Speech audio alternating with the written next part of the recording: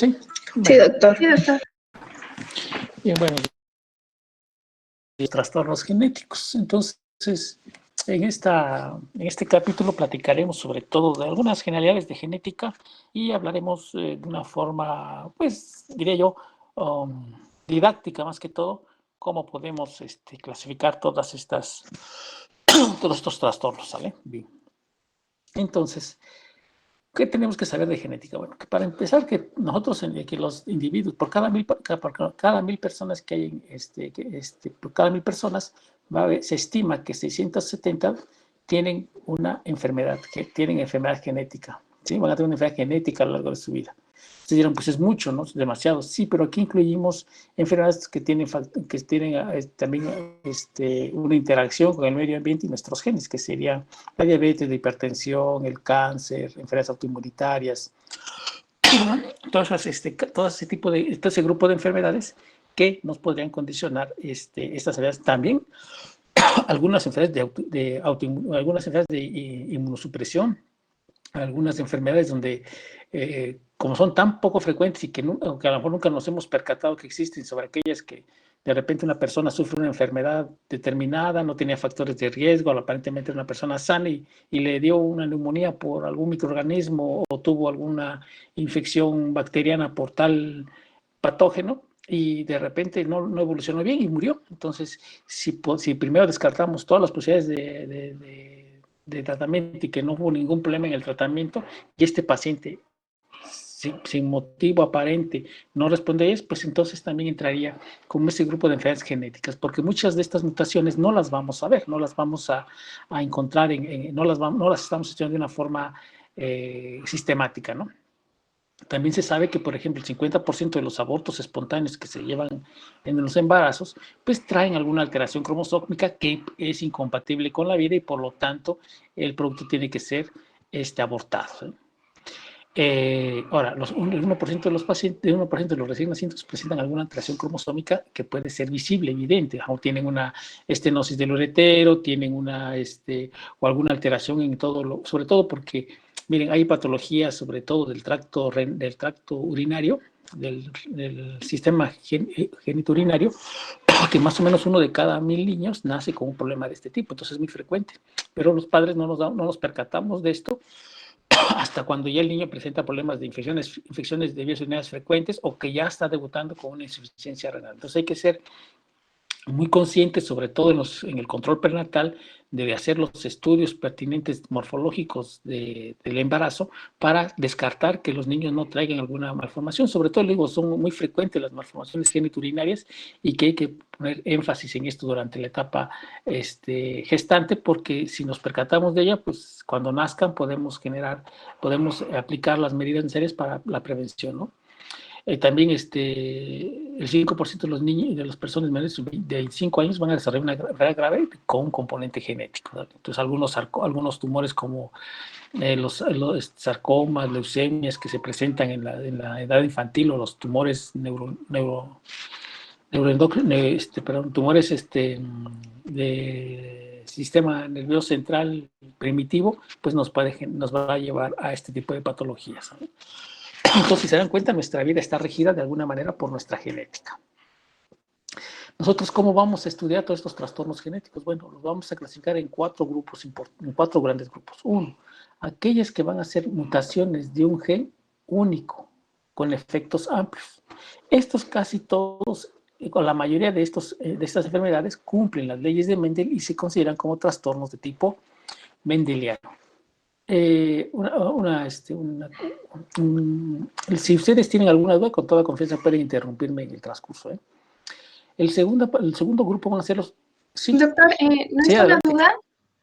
No es una duda, pero no sé si podría aceptar a mis compañeros que están en espera, sí, por favor. Ya no escuché que sonara la alarma, por eso no regresé. Pues hay uno aquí, a ver cuántos más aparecen.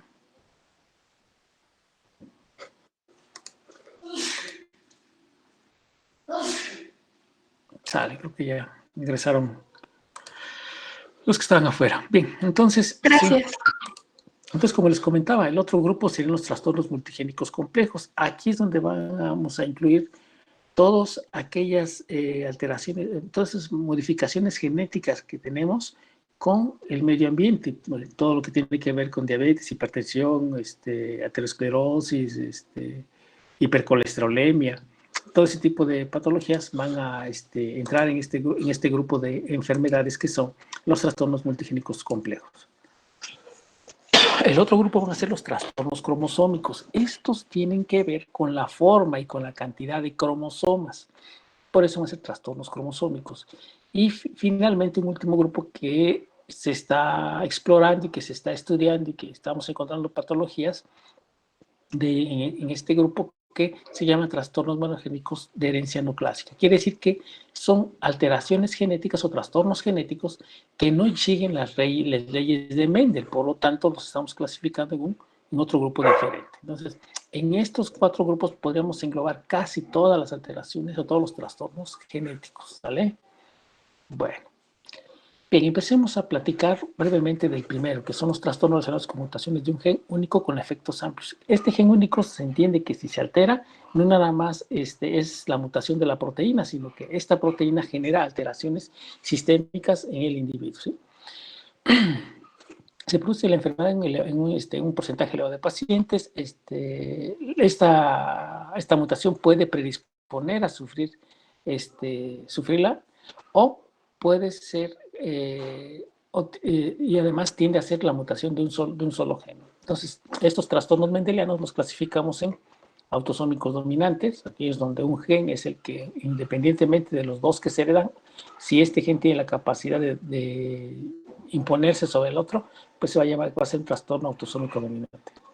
Después tenemos los trastornos autosómicos recesivos, donde necesitamos que los dos genes heredados, tanto del padre como de la madre, estén alterados para poder padecer la enfermedad. Y los trastornos ligados al cromosoma X, donde solamente la mutación viene en el cromosoma X y solamente la padecerán principalmente los hombres y las mujeres se convertirán en portadoras de la alteración. En los trastornos multigénicos son los más frecuentes, como les decía yo, tienen una interacción entre los genes y los factores ambientales y pueden existir lo que llamamos polimorfismos, o sea, no necesariamente tengo que ver, no es como si yo supiera que la alteración de 3 o 4 genes con tales características es la única forma en que me puede dar diabetes y la única forma en que me puede dar hipertensión, no, sino que existen diferentes variantes, diferentes copias y eso se les llama polimorfismos. Entonces, a lo mejor para diabetes no nada más necesito 4 o 5 cambios que sean siempre los mismos y que coincidan, sino que puede haber 30, 40 o 50 variantes que me pueden generar la diabetes, ¿eh? Entonces, estos polimorfismos son los que nos llevan a tener cualquier tipo de enfermedades como diabetes, hipertensión, enfermedad inmunitaria o la aterosclerosis. Los trastornos cromosómicos, le digo, no son frecuentes y lo que tienen es que tienen una elevada penetrancia. Quiere decir que cuando se expresa esta enfermedad, el individuo está muy, muy dañado, muy, muy lastimado. Entonces, estos trastornos cromosómicos podemos dividirlos en aquellas en donde hay una alteración en la estructura del cromosoma, o sea, que cambia la forma del cromosoma y por lo tanto se genera el trastorno. O que cambie el número de cromosomas, que no tengo los 46, sino me quedo con 45 y sería una monosomía, o tengo 47 y sería una trisomía, o tengo más de 47 y sería una polisomía, ¿sale? Entonces, esto es lo que tenemos que tomar en cuenta en relación a la estructura y al número de cromosomas. Y que puede afectar tanto a los cromosomas sexuales como a los autosomas. Entonces, dependiendo de qué grupo de cromosomas afecte, pues también así será la variación de esta enfermedad o de este trastorno cromosómico. Después tenemos los trastornos monogénicos de herencia no clásica. Actualmente se están clasificando en otros 4 subgrupos. Uno, el que vamos a conocer como mutación con repetición de trinucleótidos. Quiere decir esto que un gen de repente empieza a tener copias dentro del material genético de unos nucleótidos. O sea, se repiten una vez, 2 veces, 3 veces, 5, 10, 1000, 4000, 5000 veces se pueden repetir. Y esto dentro de un gen, no tanto dentro del cromosoma, dentro de un gen. Otras enfermedades son las mutaciones que se dan en el ADN mitocondrial, ¿sí? Otro puede ser las alteraciones que están en lo que se llama una impronta genómica. Esto lo explicaremos un poquito más adelante, pero es más o menos que quiere decir que cierta cantidad de genes, cierto locus de genes, por algún motivo se apagan y solamente quedan funcionando los del otro padre, del otro grupo, del otro padre que fue heredado. A lo mejor se apagan los del papá y se quedan activos los de la mamá, y estos generan una enfermedad. Y en otras ocasiones sucede que el que se apaga son los de la mamá en esa misma región y están funcionando los del papá y provoca otra enfermedad. Entonces eso se llama impronta genómica. Otro problema que puede haber es el mosaicismo gonadal. Aquí vamos a encontrar que las células, los gametos, el óvulo o el espermatozoide, tienen una cantidad de cromosomas variables. O sea, unos cromosomas tienen 23 cromosomas, otro tiene 22, otro puede tener 21 en el mismo individuo. O sea, el papá produce 3 tipos de variantes de cromosomas. Y la mamá también puede ser lo mismo, que el óvulo sea de 21, de 23 o de 22. Entonces, eso se llama mosaicismo gonadal. ¿Vale? Bien, ahora vamos a hablar un poquito de las mutaciones. ¿Qué es la mutación? La mutación es un cambio permanente del ADN. O sea, una vez que se da, no cambia y por lo tanto se queda inscrito en nuestro material genético. Entonces, estas mutaciones pueden presentarse en las células germinales. Estas mutaciones pueden llevarse a cabo en las células germinales o podemos encontrarlas en las células somáticas. Cuando la mutación se da en las células germinales, lo más seguro es que esta enfermedad se va a heredar, se van a convertir en trastornos hereditarios. Pero cuando las mutaciones se llevan a cabo en las células somáticas, lo que vamos a tener es que este individuo puede ser susceptible a cáncer o nacer con alguna enfermedad o alguna malformación congénita. Esto entiéndase que el individuo ya es una persona adulta, una persona joven, y que si a lo mejor por radiación o por alguna situación, sus células germinales, el material nuclear de sus células germinales, se presenta una mutación, todos sus gamétodos pueden tener la capacidad de llevar esa mutación y provocar un trastorno hereditario a sus hijos. O otra, que uno como individuo, a través de la exposición a los múltiples factores ambientales, por algún motivo nuestras células presenten una mutación, aquí sí dependerá de qué grupo de células estamos hablando, pero pues nos llevará a un cáncer, puede ser un cáncer de mama, de páncreas, de colon, de estómago, en fin, de cualquier parte de nuestro cuerpo. O si esta mutación de células somáticas se lleva durante la etapa de gestación, pues a lo mejor podemos nacer con una malformación congénita, ¿sale? Bueno, entonces las mutaciones las podemos dividir en mutaciones puntuales dentro de las secuencias codificantes, mutaciones dentro de secuencias no codificantes. Cuando hablamos de secuencias codificantes decimos que es la parte del gen que se encarga de sintetizar la proteína. Cuando hablamos de mutaciones dentro de secuencias no codificantes, pues estamos hablando de los exones, de lo que le hemos platicado, que son que los genes tienen una zona donde tiene una parte que es el intrón, que es el que se encarga de sintetizar la proteína. Y los exones son las indicaciones cómo debe sintetizarse esa proteína, en qué condiciones debe trabajar, bajo qué dependiendo de qué situación va a tener cierta actividad. Entonces todo eso dice el exón. Es como cuando nosotros compramos un teléfono. En este caso, nuestro teléfono, su sistema operativo sería la secuencia codificante. Y las secuencias no codificantes de un teléfono sería el instructivo, que casi nunca leemos, que nos explica a detalle cómo funciona este teléfono, ¿sale? Y luego tenemos las deleciones e inserciones. Las deleciones son pérdidas de material genético y las inserciones son aumentos o ingresos de material genético. O sea, se suma material genético al cromosoma, ¿vale? Y luego tenemos estas mutaciones que son repetición de trinucleótidos, que ya lo vimos como un subgrupo en las enfermedades de herencia no clásica. Bueno, ahora, esas mutaciones puntuales dentro de secuencias codificantes, puedo tener que la mutación genere que sea de sentido erróneo. Quiere decir que me equivoqué en el copiado, ingresé, esta mutación generó un error, y este error puede seguir dos caminos. Uno, que sea conservada, que quiere decir que de alguna manera, aunque está escrito, que está mal escrita o que está mal codificada, a la proteína no le pasa nada. Y no conservar es cuando la proteína que se sintetiza sí va a generarme ciertas consecuencias. Es como desencargara yo que transcribieran alguna oración o algún tipo de documento. Sería de sentido si de repente ustedes tienen y escriben mal una o varias palabras, si esas palabras nada más escribieron ustedes mal, en el sentido de que no pusieron, si por ejemplo fue una palabra que fuera escrita con B de burro, digamos, y lo escribieron con B de vaca, pues a lo mejor si esa palabra no puede, a lo mejor no cambia el sentido del texto, y por lo tanto tiene que es conservada. Pero si ese error ortográfico ustedes condicionaron que la palabra, en lugar de decir no sé qué, bello con B de burro, pusieron bello con B de vaca, entonces cambia, ¿no? Bello con B de burro es belleza, y bello con B de vaca es pelo, es pelo. Entonces ahí estamos generando que no se conserva, que se altera la secuencia, y por lo tanto se dice que es no conservada. ¿Vale? Y luego tenemos otro grupo que son las mutaciones sin sentido, aquellas en las que escribieron todo, pero mal. Y entonces, por más que lo lea, yo no le encuentro ninguna, ni pies ni cabeza a este texto, y por lo tanto se le llama mutación sin sentido. Y ahí tenemos enfermedades como la beta-talasemia. Bien.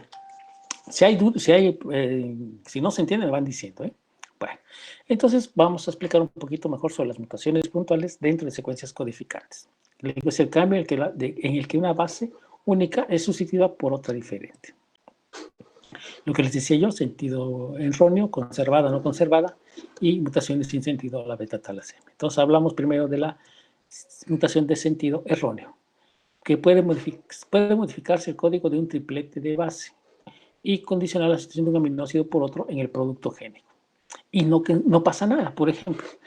Entonces sucede que el aminoácido sustituido es químicamente similar al original. Entonces, como son muy parecidos, pues al final de cuentas la función no va a cambiar, no genera pocos cambios o no hay cambios en la función de la proteína.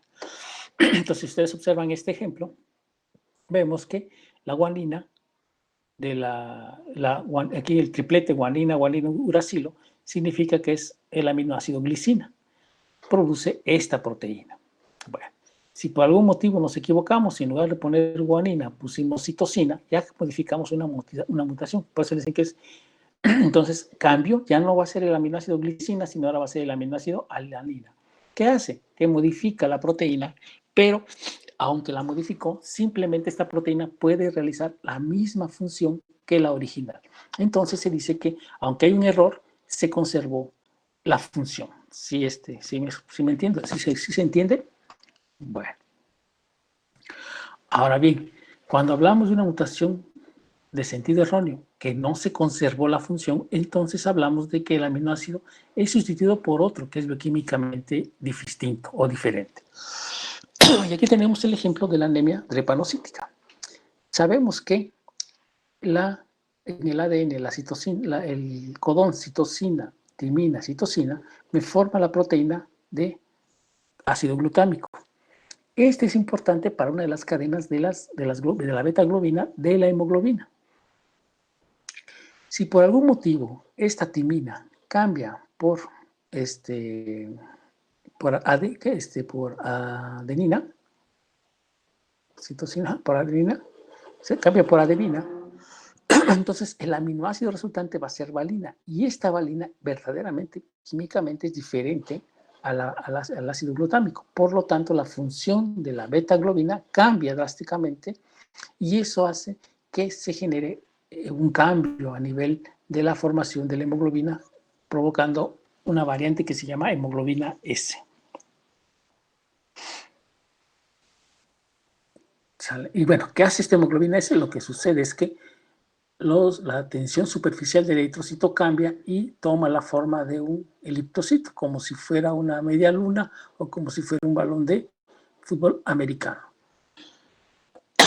Y también, y esto hace que también la hemoglobina absorba, capte menos oxígeno, ¿sale? Bueno. Y luego el otro grupo, que es la mutación sin sentido, que es cuando cambia el codón de un aminoácido por otro, pero el problema es que cuando cambia este codón por otro, hace que termine la proteína abruptamente, o sea, ni siquiera, no se completa, la síntesis de la proteína, suponiendo que esta proteína tuviera 50 aminoácidos. Cuando cambia este codón, en alguna parte, a lo mejor la proteína, en lugar de tener sus 50 aminoácidos, termina siendo de 25 o de 30, y por lo tanto no está completa. Y la consecuencia va a ser que esta proteína no pueda cumplir su función. Y ahí tenemos a la talasemia beta o 0. Esta sucede que el aminoácido de glutamina, que es el codón es citosina, adenina, guanina, cambia la citosina por un uracilo, haciendo que el gen de beta hemoglobina termine antes de tiempo. Entonces veamos la imagen inferior, vemos que normalmente es que la beta hemoglobina vaya arriba de 40 aminoácidos. Es tirosina, arginina, no me acuerdo cómo se llama, pero bueno, ahí va. ¿Qué sucede? Se cambió la citosina por un uracilo y el codón que resulta por el cambio de esta base nada más, genera que la proteína se interrumpa y se quede en 38 aminoácidos y no se lleve a cabo el resto de la cadena. Por lo tanto, esta proteína no funciona y no se lleva a producción de cantidades adecuadas de hemoglobina y el paciente tiene carencia de hemoglobina, por lo tanto, sufren de hipoxia estos pacientes. ¿Sale? Y entonces en la imagen, vean, estos huecos blancos que ven ustedes en el eritrocito, habla de la carencia de hemoglobina que tiene este paciente, que puede tener los eritrocitos normales o hasta más con tal de poder compensar la hipoxia, pero simplemente no tiene la hemoglobina para transportar el oxígeno. ¿Eh? Bien. Bien, ahora, el segundo grupo son las mutaciones dentro de secuencias no codificantes. Por ejemplo, terminan siendo las mutaciones que no afectan a los exones o las mutaciones puntuales dentro de los intrones. Entonces aquí puede generar que la transcripción de ADN se inicie mediante secuencias promotoras y potenciadoras. Las mutaciones o lesiones que afectan a estas secuencias pueden interferir en la unión de los factores de transcripción. O sea, ahí está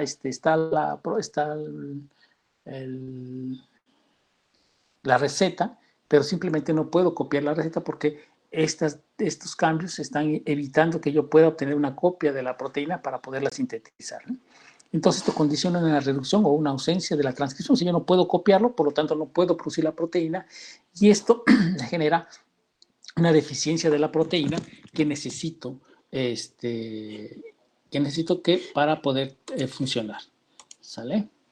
Entonces, esto es lo que pasa. Entonces, estas mutaciones hacen que interfiere en la transcripción y por lo tanto, al interferir en la transcripción, yo no puedo producir la proteína y tengo una ausencia o una disminución de la producción de estas. ¿Vale? Ahora, ¿qué sucede en los intrones? Aquí podemos provocar que cuando se está sintetizando la proteína se separe de forma inadecuada o se formen estructuras intermedias y no complete la síntesis de la proteína de forma adecuada. ¿Sale? Y esto pues nos da un residuo, una sustancia que no es útil o que no es activa para la función para la que está diseñada. Bien, las deleciones o inserciones que aquí que afectan a las secuencias codificantes, entonces tenemos que las deleciones son pérdidas y las inserciones son que se introduce mayor material a la secuencia del gen. Estas deleciones las clasificamos llamándolas sin desplazamiento o con desplazamiento. ¿Cuál es la característica de las de sin desplazamiento? Que todas las deleciones tienen que ser en base a tres o múltiplos de 3, para que así pueda decirse que es sin desplazamiento. Quiere decir que puedo quitar un codón o puedo quitar 3 codones, 9 codones, 12 codones, siempre y cuando sean múltiplos de 3, y la lectura se va a llevar de forma constante, no se va a parar. Pero si yo si las deleciones, o ya sea las pérdidas o las ganancias, no son múltiplos de 3, a lo mejor perdí 1, perdí 2, perdí 5, perdí 8, perdí 14, entonces, o gané al contrario, o viceversa, gané 1, gané 7, gané 14, pues entonces estamos, ahí sí hay un desplazamiento de la lectura, ¿sale?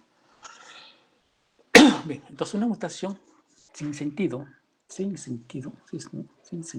no, pero las deleciones e inserciones, una mutación sin desplazamiento del pauta de lectura, les decía yo, son cuando se afectan 3 o son múltiplos de 3. Y entonces aquí tenemos el ejemplo de la fibrosis quística. El ADN normal, pues nos va marcando los tripletes. Adenina, timina, citosina, adenina, timina, citosina, timina, timina, timina, guanina, guanina, tinosina. Entonces, aquí viene. Y van los aminoácidos de forma correcta de la proteína que es afectada durante la fibrosis quística. Pero el ADN afectado, aquí sucede que en el aminoácido adenina, citosina, adenina, timina, citosina, se introducen 3 nuevas bases, pero una de esas bases cambia, mantiene el mismo, ¿cómo se llama? El mismo aminoácido, porque hay variantes de y le agrega otros 2 aminoácidos. Y otras 2 bases. Y estas 2 bases cambian el aminoácido y quiere decir que se insertó un aminoácido diferente. Y con esto ya generó que la proteína sea normal y no funcione correctamente. ¿Sale? Eso es cuando se insertaron 3 o múltiplos de 3, que dice que no hubo un desplazamiento de la lectura. O sea, se siguieron leyéndose los codones. Cuando hay un desplazamiento de lectura, es cuando metes o quitas cualquier número que no sea múltiplo de 3. Y tenemos entonces en los grupos sanguíneos. Vemos cómo aquí se pierde una base y esto hace que en lugar de seguir tener en la secuencia normal una tirosina, cambia por una valina y después viene una prolina y luego cambia una leucina. Entonces, esto generó un cambio en la pauta. Simplemente esta ausencia de la pérdida de esta base genera el cambio del aminoácido, ¿sale? Y altera el producto. O, al contrario, se insertaron, pero no 3, se insertaron 4 bases y esto también modifica la lectura, provocando una interrupción, sobre todo en la enfermedad de Tay-Sachs, con una hexosaminasa, con la enzima de la hexosaminasa. Ingresa un aminoácido y termina antes la proteína y por lo tanto esta proteína de hexosaminasa esta enzima de hexosaminasa no funciona para degradar la hexosamida. Entonces generamos esta enfermedad de atesoramiento que se llama enfermedad de Tay-Sachs. ¿Sale?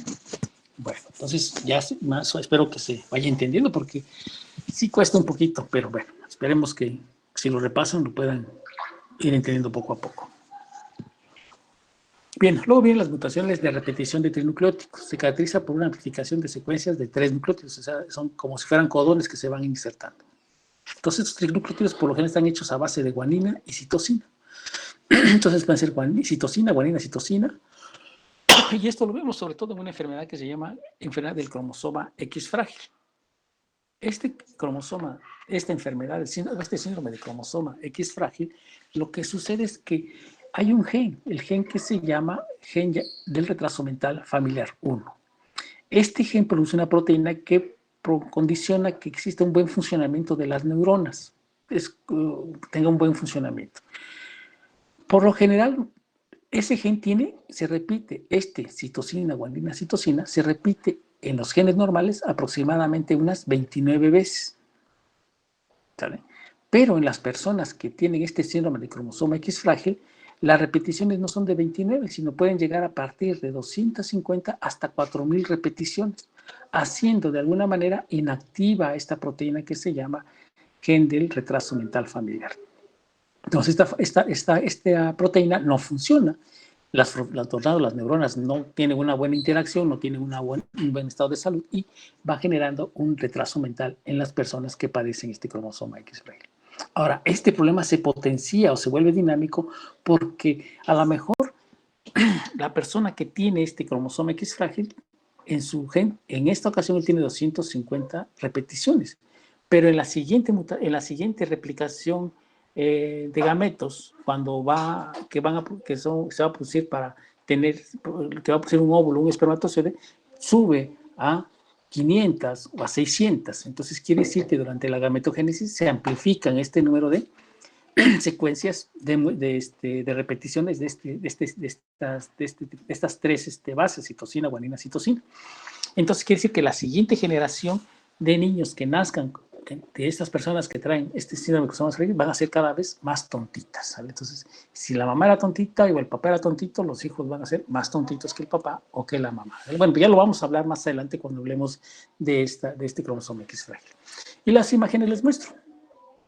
Parece que les crece un pie más grande al cromosoma X, que lo que estamos viendo son todas estas secuencias de citosina, guanina y citosina que se están incrementando y que están ampliando este gen. ¿Sale? Bueno, ¿qué podemos obtener de todo esto que hablamos de las mutaciones? Bueno, para empezar, que las mutaciones sí interfieren en la expresión génica. La transcripción se puede suprimir cuando hay pérdida genética o cuando hay mutaciones muy específicas en algunas bases y sobre todo en las secuencias promotoras. Que el ARN mensajero puede procesarse de forma normal siempre que las mutaciones estén dadas dentro de los intrones, que ya les dije, los intrones son los que se encargan verdaderamente o tienen las indicaciones de la secuencia de la proteína que se va a producir. ¿Vale? O si estas mutaciones están en la unión entre intrones y intrones y exones o están en ambos lugares. Entonces, ese ARN mensajero no se podrá copiar adecuadamente. Y la transducción, pues por lo tanto, se ve afectada porque cuando estamos de alguna manera copiando lo que nos mandaron, no encontramos un orden y además podemos generar que la proteína se termine antes de tiempo y no sea funcional. Y algunas de estas transducciones pueden hacer que esta proteína, aunque sea normal, se produce en cantidades adecuadas que, aunque no funcionen, están presentes. O sea, se produce, si necesitamos mil copias de esta proteína, pues se producen las 1000 copias de la proteína, pero simplemente que está mal copiada. Es como si dijéramos,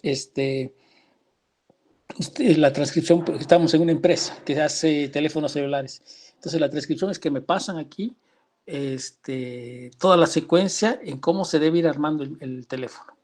Pero como me lo copiaron mal, me dicen que primero ponga a lo mejor la batería y que después ponga yo los circuitos integrados y que le ponga la carátula y que le ponga yo primero la tapa de protección y después la carátula.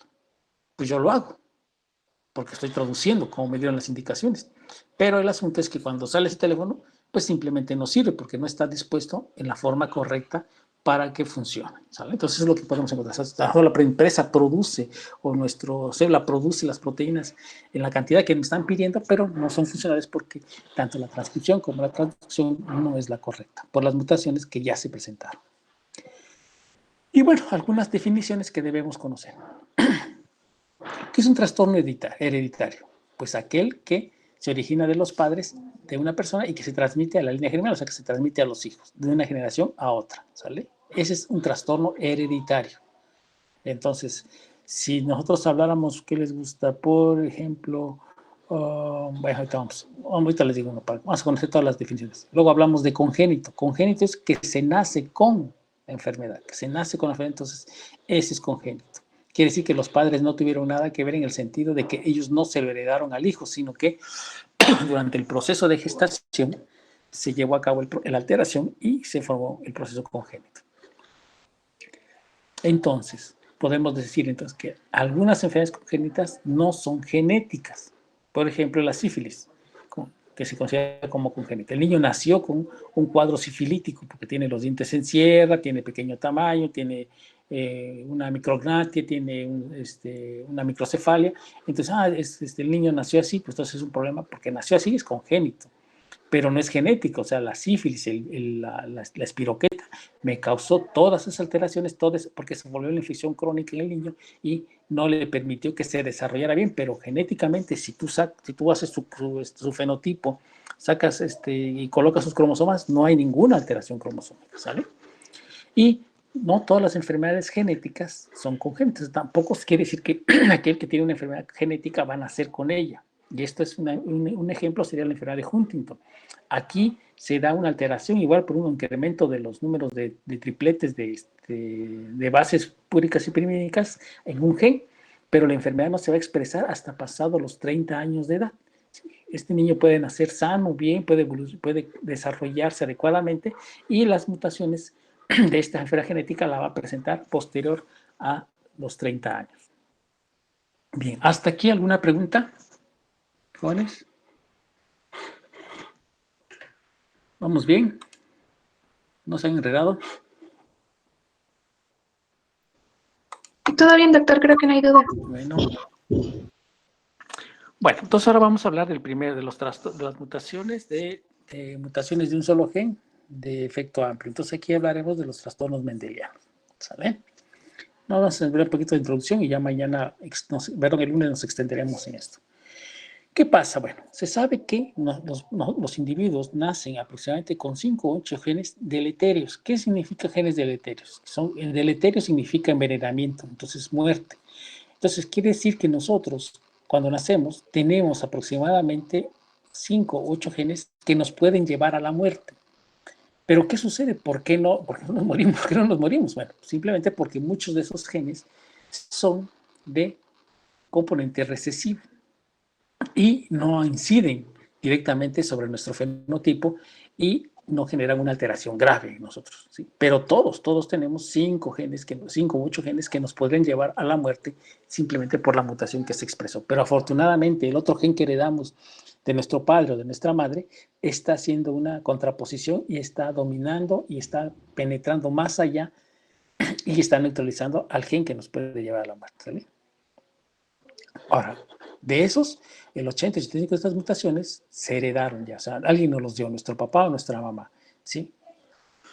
Y las otras, digamos, si estamos en el 85%, digamos que como 6 nos heredaron y las otras 2 las creamos nosotros. Entonces, ya completamos nuestras 8 mutaciones. Entonces, vean la importancia de esto, que imagínense cuántos somos nosotros, cuántos millones de humanos hay en el mundo y por lo tanto, cuántos genes cada uno de nosotros puede generarnos la muerte. Por eso a veces nos podemos tomarlo en cuenta con esta pandemia. ¿Por qué a veces una gente joven de 15 años le pegó tan duro el COVID y se lo mató? Pues porque probablemente tenía algún gen que la hacía más propensa a que la enfermedad lo afectara. ¿Sí? Eso lo ideal es que agarráramos y le hiciéramos un mapeo genético e ir buscando poco a poco en estos pacientes, en estas excepciones, qué tipo de mutaciones tenían que los hicieron más propensos a padecerlo. Ahora, si matemáticamente sacáramos esto, cuántos genes tenemos y cuántos genes tenemos en nuestro organismo, que dice que tenemos aproximadamente 20,000 genes que producen 20,000 proteínas, pues entonces ver cuántas variantes de esos genes podemos generar para que nos den este tipo de trastornos, ¿no? Entonces es muy amplio, es muy variado, es una gama muy, muy grande. Entonces, cuando nos pregunten quiénes somos, yo diría que somos mi genética y el medio que me rodea, ¿no? Entonces, esa es la forma de quizás explicarnos como individuos quiénes somos, ¿no? Es tu genética y tu genética va a incidir mucho, mucho en tu desarrollo. Bien. Bueno, entonces las mutaciones autosómicas dominantes pueden expresarse en pacientes, pueden expresarse en pacientes heterocigotos, quiere decir que tienen un gen normal y un gen anormal, o en personas que son homocigotas, que heredaron los dos genes anormales y por lo tanto los dos son iguales y son homocigotos. Cuando un paciente es heterocigoto, la enfermedad a veces no penetra tanto.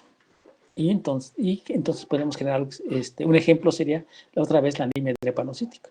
Si solamente se heredó un gen de anormal y el otro no, podemos de alguna manera compensar ese gen anormal con el sano. El sano hace todo lo posible porque tengamos nuestra hemoglobina A en mayor cantidad que la hemoglobina S. Y Esto nos hace que no padezcamos la enfermedad de alguna manera. Pero cuando las condiciones climatológicas generan que nosotros nos expongamos a concentraciones bajas de oxígeno ambiental, entonces vamos a tener un rasgo como si tuviéramos una anemia drepanocítica. Por eso se le dice que los pacientes toxicóticos desarrollan un rasgo drepanocítico.